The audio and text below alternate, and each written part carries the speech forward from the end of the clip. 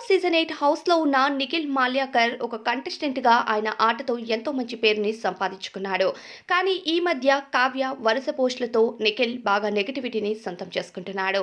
Big boss హౌస్‌కి నిఖిల్ వెళ్ళినప్పటి నుండి కావ్య, నిఖిల్ విడిపోయారని, మళ్ళీ కావ్య బిగ్ బాస్ హౌస్‌కి ఎంట్రీ ఇస్తే బావుంటుందని, ఇద్దరు కలిస్తే బావుంటుందని చాలామంది అభిమానులే కోరుకున్నారు. అయితే ఇప్పటి వరకు కూడా కావ్య ఎటువంటి స్పందన లేకుండా ఉంది. అయితే ఈ వారం 12వ వారం నామినేషన్ ప్రక్రియలో భాగంగా కొంతమంది ఎలిమినేట్ అయిన కంటెస్టెంట్స్ హౌస్‌లోకి వెళ్లి నామినేట్ చేయడం జరిగింది. ఇక నిఖిల్ కోసం, యష్మి కోసం మాట్లాడుతూ సోనియా నిఖిల్‌ని నామినేట్ చేసింది. ఇక లవ్ ట్రాక్స్ కోసం మాట్లాడేసరికి ఈ విషయం పైన కావ్య మరో పోస్ట్‌తో ఈరోజు స్పందిస్తూ ఒక పోస్ట్‌నైతే చేసింది.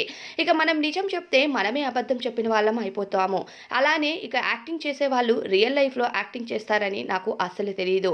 వీళ్ళని చూస్తే తెలుస్తుంది ఎంత ఎక్సలెంట్ యాక్టర్సో, వాళ్ళు యాక్ట్ చేసినట్లు మనం చేయలేము అంటూ క్లారిటీ ఇచ్చింది.